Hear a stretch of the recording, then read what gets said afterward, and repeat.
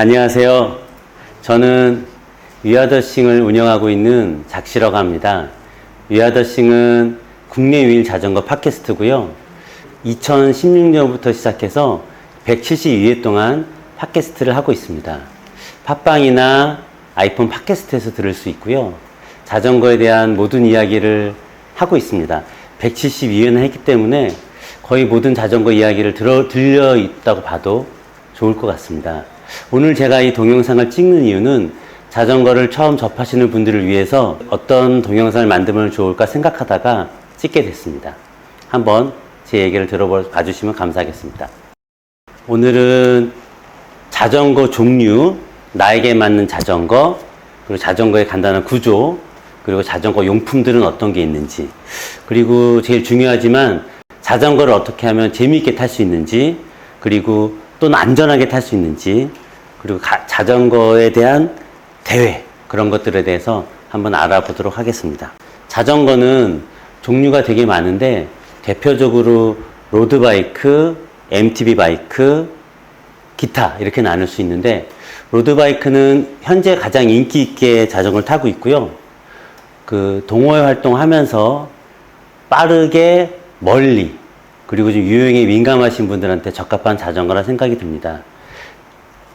로드바이크도 에어로, 올라운드, 엔듀러스, 사이클 크로스, 그래블 등 다양한 종류가 있고, 그런 것들을 나한테 뭐가 맞는지 생각해 보면서 고르시면은 좋은 자전거를 고르실 수 있습니다. MTB는 크게 두 가지로 나눠지는데요. 하드테일하고 풀샥으로 나눠집니다. 하드테일은 말 그대로 꼬리가 딱딱한 겁니다. 자세히 보면은 앞에 스프링이 있어서 편안하게 탈 수 있는 거고, 풀샥은 MTB 자전거를 보면 가운데 부분에 스프링이 있어서 이렇게 다운이라든가 거친 산을 탈 때 좋은 자전거입니다. 그리고 그 이외에는 하이브리드라는 자전거가 있는데, 하이브리드는 MTB 핸들바에 로드 프레임을 넣었다고 보면 좋을 것 같은데, 최근에는 그 자리를 잡지 못해서 저가 자전거에 많이 쓰이고 있습니다. 내가 출퇴근하는데 회사가 가깝거나 크게 위험한 길이 아니거나 빠르게 달릴 필요가 없으면 괜찮을 것 같습니다. 그리고 그 다음에는 이제 기타 자전거로는 여러분들도 가끔 보셨을 수 있는데, 리컨번트라는 자전거가 있습니다. 리컨번트는 누워서 타는 자전거고요. 저도 처음 자전거를 몰랐을 때는 이거 약간 몸이 불편하신 분들이 타는 자전거가 아닌가 생각했는데, 리컨번트는 그런 자전거는 아니고 누워서 타기 때문에 힘을 온전히 자전거 속도에 전달할 수 있습니다. 그래서 아주 빠르게 달릴 수 있고요. 제가 생각하기에는 미래형 자전거가 아닐까 생각이 듭니다. 다만 누워서 타기 때문에 체중을 실을 수가 없어서 오르막길 오를 때 좀 힘들다고 합니다. 그리고 젊은 사람들이 타는, 어린 학생들이 타는 픽시라는 자전거가 있습니다. 픽시는 이제 기어를 바꿀 수 없는 고정된 기어, 그 픽시라고 하고요. 브레이크도 달지 않고 타는 경우가 있기 때문에 약간 위험하기도 합니다. 미국 영화에 프리미엄 러쉬라는 영화에서 픽시 자전거 아주 잘 나와 있어서 우리나라도 젊은 친구들이 아주 많이 타고 있는 것 같습니다. 근데 위험하기 때문에 앞에 브레이크는 꼭 달아주셨으면 좋겠습니다. 그리고 이제 다른 것들로는 쇼를 할 수 있는 BMX라는 자전거가 있습니다. 그거는 이제 한강대교 밑에 가면은 볼 수 있는데, 자전거를 갖고 여러 가지 쇼를 하는, 그런 묘기를 하는 자전거라고 볼 수 있습니다. 그리고 그 다음에 있는 게 미니벨로인데, 미니벨로는 말 그대로 작은 벨로, 자전거란 뜻입니다. 미니벨로를 타는 분들은 여행을 하길 좋아하는 것 같습니다. 자전거를 접을 수 있기 때문에 기차, 버스, 지하철 여러 군데에 잘 싣고 다닐 수 있습니다. 일반 자전거들은 그런 데 싣는데 많은 제약들이 따르기 때문에 미니벨로 타시는 분들은 그런 제약 없이 저렇게 여행을 다닐 수 있습니다. 특히 미니벨로는 브롬톤이라는 아주 유명한 자전거가 있어서 잘 타보시면은 생각보다 재밌게 여러 군데 다닐 수 있는 자전거가 있습니다. 이렇게 자전거 종류는 여러 가지가 있는데, 주로 저는 로드 자전거를 타고요. 최근에는 로드 자전거가 아주 인기가 많기 때문에 그거에 대해서 좀 얘기를 더 해보도록 하겠습니다. 자전거 종류는 저희가 한번 알아봤고요. 그 자전거는 어떻게 구성되어 있는지 한번 보도록 하겠습니다. 자전거는 제일 먼저 프레임을 볼 수가 있는데, 프레임은 삼각형 두 개가 합혀놓은 다이아몬드처럼 생겼습니다. 그래서 자전거를 다이아몬드의 과학이라고 말하는 사람들이 있고요. 그리고 그 다이아몬드에 붙어 있는 동그란 두 개의 원, 휠셋이죠. 그 휠셋이 그 다음에 중요하고 거기에 자전거를 달리시게 해주는 구동계가 있습니다. 뭐 구동계는 레버, 뭐 크랭크, 스프라켓, 체인링, 뭐 드레일러 등이 있겠죠. 그리고 그걸 세울 수 있는 브레이크, 그리고 각종 구성품으로는 핸들, 안장 그런 것들이 있습니다. 그리고 사람들마다 이제 다르지만 이제 물통 케이지가 있고 그다음에 바테입도 예쁘게 할 수 있고요. 그렇게 구성이 되어 있습니다. 먼저 프레임에 대해서 알아보면 프레임은 어떤 소재로 만드냐에 따라서 여러 가지 나눌 수 있는데 현재는 카본이 제일 많이 쓰이고 있고요. 그 이유는 가볍고 여러 가지 모양으로 성형이 가능합니다. 근데 예전에는 철을 사용한 그러니까 크로물이라고 합금을 사용했고요. 그 다음에 알루미늄, 최근에는 카본 이렇게 진행되고 있고 가끔 보면은 티타늄으로 만든 소재도 있습니다. 티타늄은 가공하기가 좀 어렵고 비싸서 MTB에 일부 쓰이고 있고 로드바이크에는 많이 쓰이지 않고 있습니다. 대세는 카본이고요. 카본으로 된 여러 가지 자전거들이 제일 많이 나와 있습니다. 휠셋은 현재는 두 가지가 많이 나오는데 하나는 알루미늄, 하나는 카본입니다. 마찬가지로 알루미늄보다 카본이 가볍고 성형이 좋아서 거의 고급 자전거에는 카본 휠셋이 많이 쓰이고 있습니다. 그 자전거 살을 그 바퀴에 있는 살도 스포크라고 하는데 그것도 카본으로 돼서 좀 더 가볍고 뭔가 좀 역동성 있게 라이딩 할 수 있게 만들어지고 있습니다. 구동계는 아주 여러 가지가 있습니다. 그러니까 자전거를 이렇게 기어를 바꿀 수 있는 레버, 거기도 브레이크가 같이 되어 있고요. 그 다음에 그 앞에 기어를 바꿀 수 있는 드레일러, 뒤에 기어를 바꿀 수 있는 뒷드레일러 이렇게 구성이 되어 있고요. 이런 것들도 저가부터 고가까지 아예 다양하게 구성되어 있고 내가 좀 더 가볍고 편안한 걸 고르면 고를수록 가격이 비싸집니다. 최근에는 그런 그 기아를 조정하는 것도 선으로 했던 그런 변속선으로 했던 것보다 요새는 전자식으로 해서 시마노나 스램이라는 브랜드에서 전자식 구동계가 나오고 있습니다. 기타 파츠 구성품으로는 핸들바하고 프레임을 연결해준 스템, 그 길이에 따라서 이제 자기 몸에 맞춘 자전거를 할 수 있고요. 안장, 그리고 안장을 프레임에 연결해주는 시포스트 이런 게 있습니다. 안장은 자전거를 타서 제일 처음 겪는 고통이 안장통입니다. 그래서 안장을 많이 바꾸게 되는데 그래서 안장도 되게 중요한 파츠고요. 그것도 카본으로 된 것도 있고 일반 스펀지로 된 것도 있고 여러 가지 종류가 있습니다. 그리고 그 다음에 결정되는 게 저 페달은 운동화를 신고 할 수 있는 일반 페달이 있고요. 그리고 자전거를 전문적으로 타시는 분들은 자전거용 신발 그리고 클립 페달, 클리를 사용해서 빠르고 재미있게 자전거를 탈 수 있는 그런 클립 페달도 있습니다. 그 다음 파츠는 타이어에 대해서 말씀드리도록 하겠습니다. 자전거는 도로하고 접해 있는 부분이 타이어입니다. 그래서 타이어를 어떤 거 쓰는 거에 따라서 자전거 속도라든가 몸의 편안함 같은 게 많이 달라집니다. 그래서 비싼 타이어들은 운동화보다 비싸고 자동차 타이어보다 비싼 그런 타이어도 있습니다. 이렇게 해서 자전거 구조에 대해서 간단하게 알아봤는데요. 그러면 자전거를 처음 사시는 분들은 내가 자전거를 샀어 라고 딱 끝나지만 실제로 자전거를 타려고 보면은 그거 말고도 사야 될 용품들이 아주 많습니다. 특히 안전용품들인데요. 제일 먼저 머리부터 하게 되면은 헬멧을 사야 되고요. 그 다음에 헬멧을 사게 되면은 그 다음에는 고글을 많이 쓰는데 자전거는 속도를 내서 앞으로 가기 때문에 많은 것들이 부딪힙니다. 특히 눈이 바람에 부딪힐 수도 있고 모래나 돌이 튈 수도 있고 가끔은 벌레도 눈에 들어옵니다. 그래서 고글은 꼭 필요한 용품이고요. 약간 더 밑으로 내려오면은 햇빛에 얼굴이 많이 타기 때문에 마스크를 쓰는 분들도 많습니다. 그리고 자전거가 낮에 타기도 하지만 밤에도 탈 수 있기 때문에 전조등 그리고 후미등도 필요합니다. 가끔 보면 전조등을 빨간색 등을 달고 다니시는 분이 계신데 앞에 다는 등은 화이트, 흰색이고요. 뒤에 다는 등은 빨간색 달아주시면은 이게 정해진 법률은 없지만 자전거를 더 안전하게 탈 수 있는 방법인 것 같습니다. 그리고 넘어졌을 때 맨손이면은 손을 많이 다칩니다. 그래서 장갑을 꼭 껴주는 게 좋고요. 자전거 장갑은 바닥에 젤 같은 게 들어있어서 오랫동안 핸들을 잡고 있어도 손을 덜 아프게 해줍니다. 그리고 자전거는 이렇게 달리고 있기 때문에 제가 바람을 맞고 있다고 생각을 듭니다. 그래서 땀이 흘리지 않는다고 생각할 수 있는데 실제로 자전거를 타면은 땀이 아주 많이 납니다. 그거는 멈췄을 때 알 수 있습니다. 그래서 땀이 나는 분들은 항상 물을 마셔야 됩니다. 그래서 자전거를 탈 때는 물통 꼭 가지고 다니시면서 계속적으로 목이 마르기 전에 섭취를 해 주셔야 됩니다. 그리고 이 모든 것들을 다 가지고 갔는데 이게 빠지면 안 됩니다. 신용카드입니다. 자전거를 타게 되면은 여러 가지 일들 또는 배고프고 뭐 먹어야 되는 일들 또는 타이어가 터져서 집에 돌아올 때도 필요한 것들이 신용카드, 현금이 필요합니다. 그리고 내가 이런 거를 기본으로 다 챙겼는데 내가 조금 더 자전거를 잘 타게 되면은 필요한 것들이 있습니다. 아까 좀 전에 말씀드렸다시피 클릿 페달과 클릿 신발을 신고 싶은데 왜냐면 자전거 잘 탄 사람들은 대부분 그걸 하기 때문에 용품에는 자전거 신발이 있고요.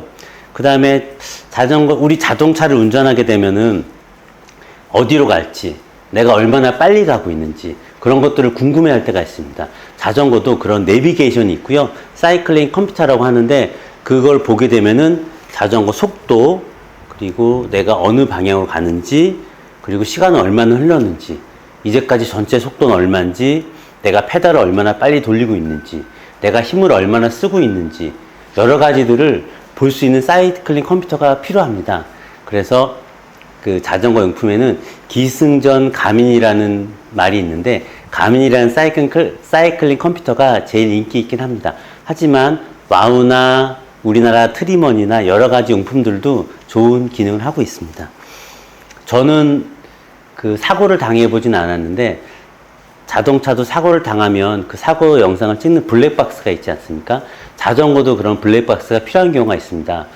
사람 대 사람, 자전거 대 사람, 뭐 자전거 차 사고가 나면은 진위를 가리기 위해서 자전거 블랙박스를 가지고 다니시는 분들이 많습니다.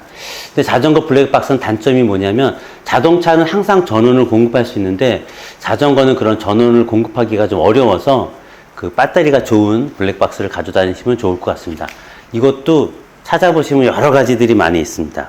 아까 타이어 얘기했을 때 타이어가 도로하고 직접 닿는 부분인데 거기에 펑크가 나거나 뭐 타이어가 찢어지거나 그런 일들이 발생할 수 있습니다.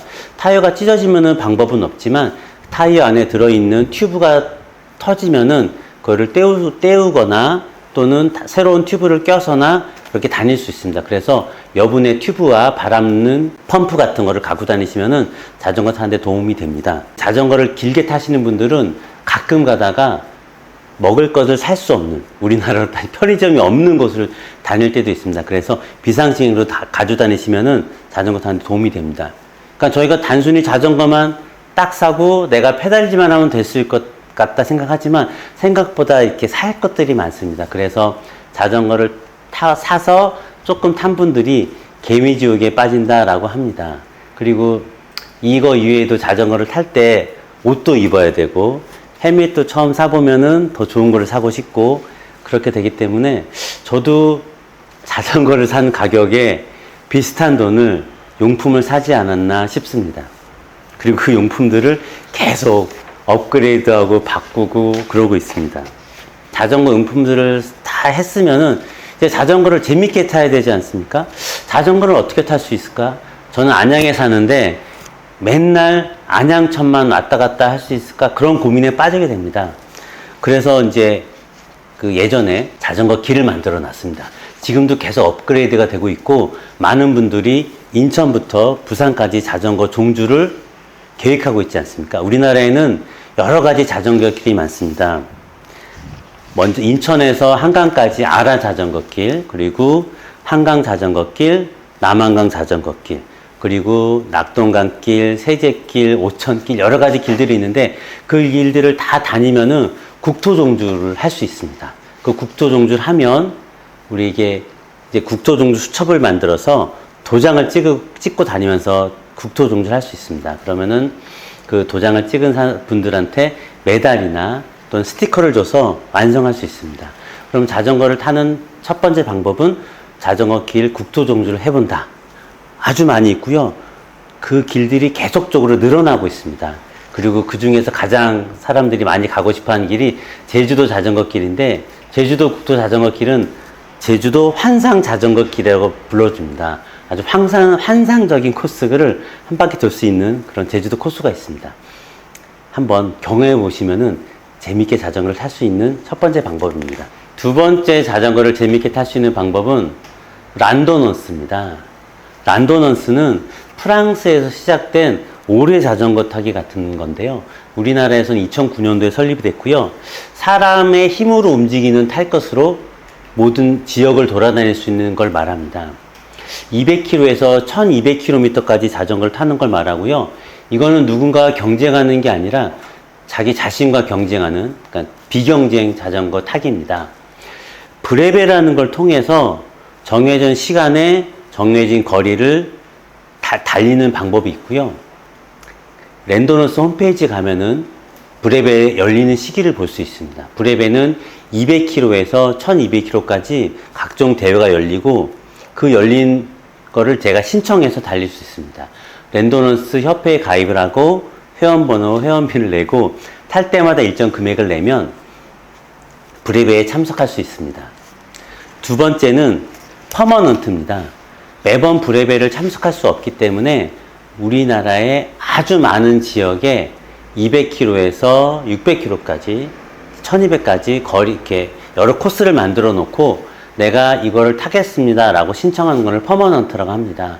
그러면은 신청하고 내가 타고 싶은 곳에 포인트, 체크 포인트라고 합니다. CP에 사진 찍어서 그 우리 유명하신 그 랜도너스 사장님께 보내드리면은 그 퍼머넌트를 인정해주는 제도가 있습니다. 200km면은 4개에서 한 6개의 체크 포인트를 돌아다니면서 사진을 찍는 겁니다.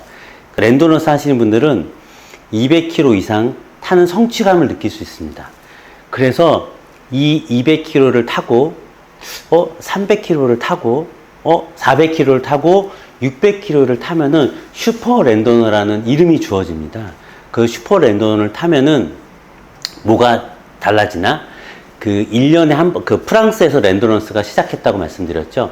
4년에 한 번 하는 PBP라는 브레베에 참석할 수가 있습니다. PBP는 파리, 브레스트, 파리라는 뜻인데, 그 파리에서 브레스트라는 항구 도시를 갔다 오는 1200km를 탈 수 있는 기회를 주어집니다. 비행기 표나 참석비나 자기가 다 부담을 해야 되지만, 그 브레베 랜도너스 하시는 분들은 이 PBP에 참석하는 게 거의 최종 목표라고 볼 수 있습니다. 저번 주에 했던 걸로 알고 있는데, 우리나라 분들도 보통 때는 한 30-40% 성공률을 보이는데, 이번에는 꽤 높은 성공률을 보였다고 하는데, PBP 참석했던 분들 중에 한 분을 모셔서 한번 얘기해 볼 기회를 갖고 싶다는 생각이 들었습니다. 이렇게 두 번째 랜도너스를 타는 방법이 있고요. 세 번째는 자전거 대회를 참석하는 겁니다. 랜도너스는 프랑스 말인데 자전거 대회는 그랑폰도라고 합니다. 그랑폰도는 이탈리아 말로요, 넓게 타기, 크게 타기, 그렇게 하는 대회인데요. 120km 이상을 타는 경쟁 대회를 말합니다. 우리나라에서도 무슨 그랑폰도 대회들이 많이 있고, 제일 유명한 그랑폰도 대회는 설악 그랑폰도라고 합니다. 다른 그랑폰도 대회들은 보통 130km 전후를 타는데, 설악 그랑폰도는 209km를 탑니다. 그랑폰도라는 거는 209km를 타기 때문에 우리나라에서 209km를 타려고 그러면은 무조건 산을 올라갔다 내려왔다, 산을 올라갔다 내려왔다, 그렇게 해야 됩니다. 그래서 우리나라에서는 현재 설악 그랑폰도가 제일 인기 있고 제일 재미있고 제일 힘든 코스입니다. 그러다 보니까 다 그랑폰도를 참석할 수 없기 때문에 나는 약간 실력이 떨어지는 사람들을 위해서 메디어 폰도를 만듭니다. 그래서 보통 150km짜리, 130km짜리 그랑폰도 대회는 100km짜리, 80km짜리 메디어 폰도가 있고요. 설악 그랑폰도는 105km짜리 메디어 폰도를 만들어서 그걸 참석하지 못한 분들을 경험할 수 있게 해줍니다. 그래서 내가 자전거를 좀 타봤다, 나는 자전거 동호인이다, 나는 자전거 중간 정도 된다 해본 분들은 아마 설악 그랑폰도는 한 번씩 나가보지 않았을까 싶습니다. 근데 저는 안타깝게도 아직 설악 그란폰도 대회는 나가보지 못했습니다. 왜 그러냐면은 설악 그란폰도를 가기 위해서는 몇 가지 고개를 넘어야 됩니다. 제일 중요한 게 허락령입니다. 와이프의 허락을 넘어야 되는 거죠. 두 번째는 접수령입니다. 그게 뭐냐면은 아주 인기 있는 대회이기 때문에 5,000명밖에 대회를 참석할 밖에 없거든요. 근데 몇만 명이 그 대회를 가고 싶어 하기 때문에 그 접수령을 꼭 넘어야 됩니다. 그리고 설악 그란폰도 대회 안에 있는 높은 고개 구령령을 넘어야 되기 때문에 세 가지 영을 넘어야 된다고 하는데, 저는 아직까지 접수령을 넘지 못해서 와이프 몰래 양평 그란폰도 참석한 게 다행입니다. 네. 제가 지금 세 가지 방법을 얘기했죠. 첫 번째는 국토종주, 두 번째는 랜도넌스, 세 번째는 그란폰도 참석. 나는 이제 이렇게 타고 싶지 않다, 나 혼자 자전거를 타고 싶다, 그렇게 타시는 분들이 분명히 있지 않겠습니까? 그런 분들은 제가 권해드리는 방법은 스트라바라는 앱에 가입하는 겁니다. 스트라바라는 앱은 우리나라 앱은 아닌데 자전거를 타는 사람들한테 운동을 기록할 수 있고, 그 운동을 통해서 여러 사람들을 연결해 줍니다. 그러니까 내가 스트라바를 가입하고 자전거를 스트라바를 켜서 자전거를 타거나 속도계를 통해서 스트라바에 연동하면은 내가 얼마나 탔는지 기록이 나옵니다. 그 기록을 다른 사람과 연결하면 볼 수가 있습니다. 그래서 스트라바라는 앱은 제가 생각하기에 제가 자전거를 탈 수 있는 동기를 좀 주는 것 같습니다. 그래서 스트라바라는 앱을 사용을 해서 자전거 타기를 하면 다른 사람들이 나한테 응원을 보내주고 메시지를 남겨줍니다. 그리고 다 타고 나면 내가 어떻게 탔는지 기록을 저한테 보내줍니다. 그래서 자전거를 처음 타신 분들이 스트라바를 딱 켜고 타면은 내가 어떻게 탔나 그게 나오는데, 하트 코스라고 안양에서 시작하거나 뭐 한강에 시작해서 좋은데, 안양천을 통해서 한강을 가서 여의도를 지나서 탄천합수부를 지나서 다시 안양으로 오면은 하트 모양의 코스가 그려집니다. 그래서 하트 코스라고 하고요. 어떤 분들은 탄천을 시작해서 팔당을 가서 남한산성 쪽으로 돌아서 뚝뚝뚝 와서 분당으로 해서 다시 올라오는 길이 있습니다. 잘 보면 멧돼지처럼 생겼습니다. 그래서 멧돼지 코스라고 하고요. 또 하나는 그 경춘선 길을 통해서 자전거를 타고 돌아오면 한강에서 가오리가 그려집니다. 그건 가오리 코스라고 하고요. 제가 잠깐 그 그림을 보여드릴 수 있나요? 이렇게 보면은 스트라바를 통해서 탄 코스입니다. 제가 탄 코스들인데 이런 코스를 볼 수 있습니다. 기팔 코스도 있고 가오리, 뭐 하트, 여러 가지 코스가 보이죠? 이렇게 코스를 그리면서 자전거를 탈 수 있습니다. 이거는 꼭 여러 사람하고 같이 타지 않고 혼자서 자기 속도에 맞춰서 자전거를 탈 수 있는 그런 재미를 줄 수 있습니다. 최근에 본 텔레비전에서 이것만 전문적으로 그리시는 분들이 있습니다.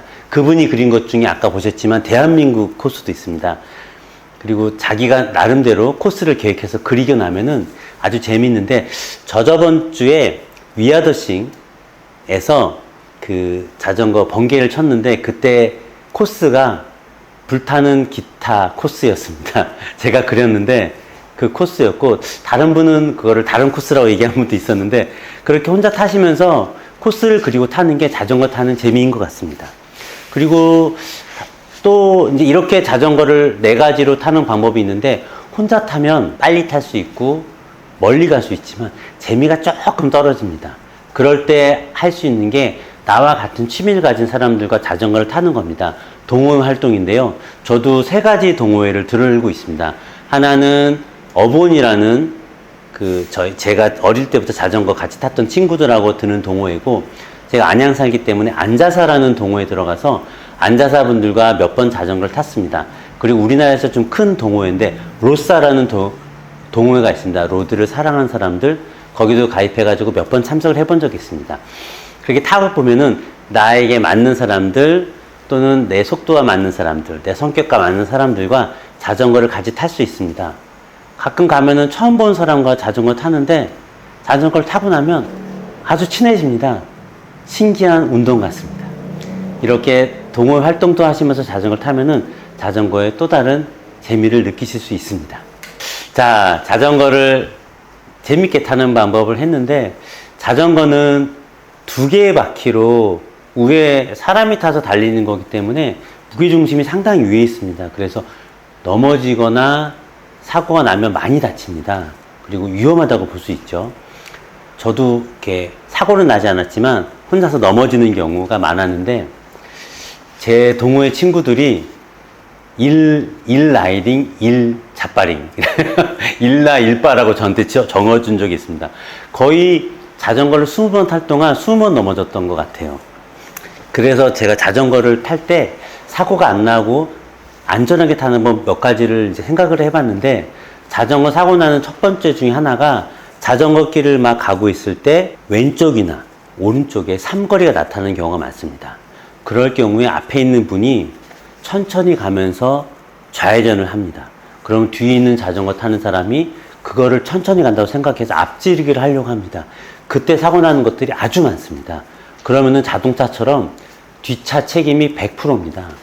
그렇기 때문에 삼거리에서는 무조건 속도를 줄여야 됩니다.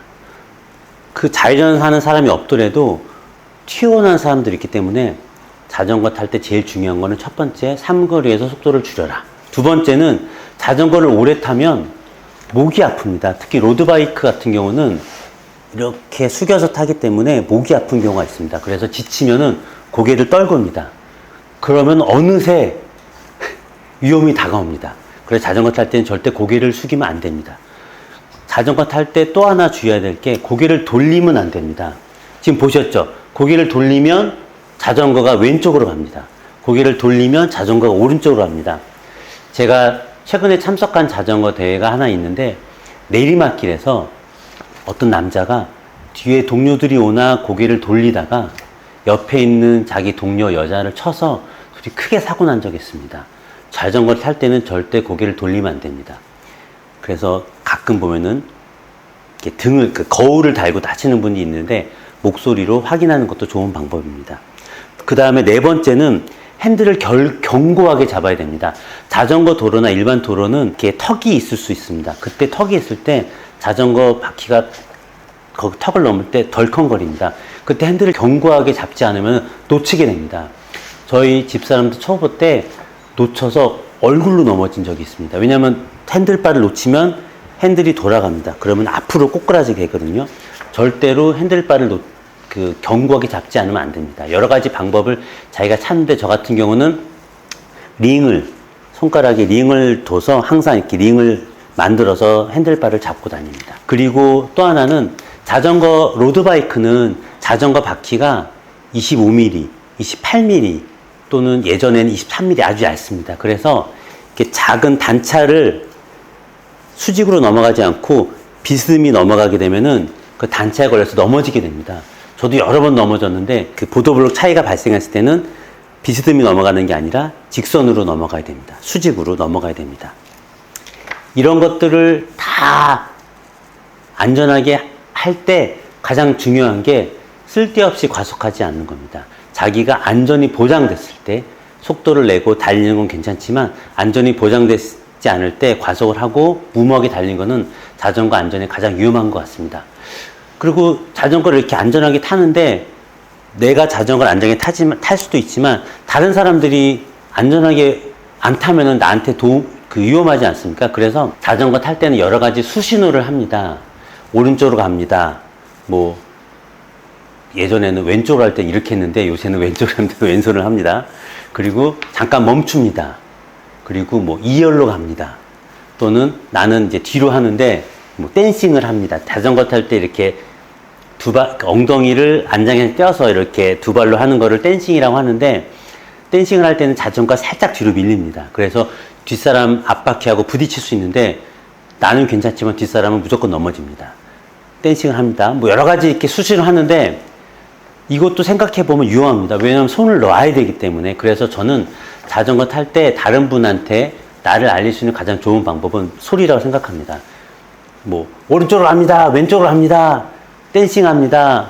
이렇게 소리를 내는 게 좋은데, 빨리 가면 바람 때문에 소리가 안 들릴 수 있기 때문에 크게 이야기해야 됩니다. 그래서 저희가 아주 크게 얘기하는데, 저랑 같이 타는 동호 회원들은 제발 작게 좀 얘기하라고, 나 때문에 놀래서 넘어지겠다고 하는 경우도 아주 많습니다. 그러니까 자전거는 이렇게 안전하게 내가 어떻게 해야 될지를 상대방한테 알려서 위험을 미리 줄이는 게 아주 중요한 것 같습니다. 자전거에 대해서 여러 가지를 얘기했는데, 저는 이제 자전거, 이렇게 어떤 운동을 하게 되면은 그 운동을 하는 것과 운동을 보는 게 있지 않습니까? 자전거도 우리나라에서는 자전거 중계를 별로 안 하고 있지만, 유럽은 자전거가 아주 인기 있는 스포츠입니다. 그래서 자전거 유명한 대회는 다 유럽에 있고요. 유럽에 있는 대회 중에서 이제 세계 3대 그랜드 투어라고 합니다. 투르 드 프랑스, 그 다음에 지로 디 이탈리아, 그 다음에 부엘타 아 에스파뇨, 이렇게 세 가지 대회가 있는데, 이 대회들은 공통점은 아주 오래됐고요. 100년 정도 다 됐고, 신문사들이 신문을 팔려고 만든 대회라고 합니다. 먼저 투르 드 프랑스는 이름에서 마찬가지로 프랑스를 여행하는 대회입니다. 약 3주간에 걸쳐서 3,500km 또는 4,000km 그 정도를 달리는 거고요. 21개 스테이지를 통해서 매일 200km 전후를 달립니다. 산을 올라가는 대회도 있고 평지를 달리는 대회도 있고 내가 얼마나 빨리 달리냐 독주 대회도 있고요. 이런 대회를 통해서 전체 기록을 제일 빨리 달린 사람, 그리고 산을 어필을 제일 잘 올라간 사람, 그리고 스프린터, 그러니까 그 일정한 그 지역을 빨리 달린 사람, 그리고 젊은 사람들을 위해서 영라이더, 이렇게 4명의 시상식을 합니다. 그분들한테는 처음부터 끝까지 특별한 색깔의 옷을 입히고요. 투르 프랑스는 노란색 옷을 입힙니다. 아주 힘든 대회고요. 올해 같은 경우, 그러니까 투르 드 프랑스는 프랑스 인구의 아주 많은 사람들이 그 대회를 보고 있고, 그 대회를 잠깐 지나가는 자전거를 보기 위해서 수많은 사람들이 거리에 나와서 그 지나가는 자전거를 봅니다. 근데 투르 프랑스 자전거 지나가는 속도가 시속 50km 정도 됩니다. 그거 싹 지나가면은 끝입니다. 어필에서는 더 천천히 지나가겠지만, 그 이탈리아에서 하는 경기는 지로 디 이탈리아인데, 지로 디 이탈리아도 똑같이 그 전체 기록을 제일 잘 달린 사람, 뭐 산을 잘 탄 사람, 뭐 스프린트를 잘하는 사람, 포인트를 많이 얻는 사람, 이런 사람들한테 특별한 저지를 입혀서 계속 그 저지를 입고 자전거를 타게 합니다.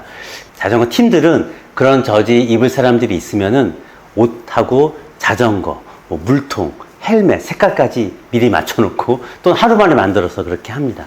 올해 투르 드 프랑스 그 투르 드 프랑스나 지로 디 이탈리아는 이미 끝났고, 어제부터 부엘타 에스파뇨가 시작했습니다.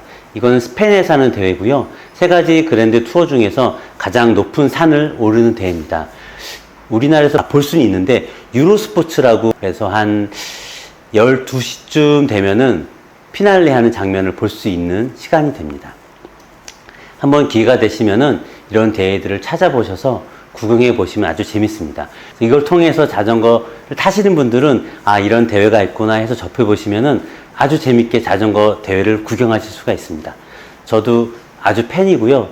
올해 투르 드 프랑스 2등한 친구가 있는데 타데이 포가차라고, 재작년에는 1등 했었고요. 그 친구를 되게 팬으로서 되게 좋아하고 자주 봅니다. 오늘 자전거에 대해서 제가 약간 짧고 두서없이 얘기를 했는데, 제가 자전거를 접하고 나서 한 7년 정도 됐습니다. 자전거를 접하고 나서 처음에는 어린이처럼 자전거를 탔다가 점점점 자전거를 재밌게 타게 되고, 그 와중에 위아더싱도 하게 되고, 지금 로드님을 만나서 이렇게 방송도 찍고 있는데, 옛날에 유명한 사람들이 했던 자전거 명언을 몇 개 얘기하고 제가 이 방송을 마치려고 합니다. 마크 트웨인이 얘기했습니다. 자전거를 살아있다면 후회하지 않을 것이다. 그 존 F 케네디가 얘기했습니다. 자전거를 타는 이 단순한 즐거움과 비교할 수 있는 것은 아무것도 없다. 아인슈타인도 자전거 얘기를 했습니다. 인생은 자전거 타기와 같아서 균형을 유지하려면 계속 앞으로 나가야 된다. 그리고 자전거 선수 중에 아주 유명하신 분이 있는데, 그 위아더싱 녹음한 이곳에서 써 있습니다. 나의 언어는 나의 자전거. 방송을 마치고 좋은 자전거 타기를 하시기 바라겠습니다. 감사합니다.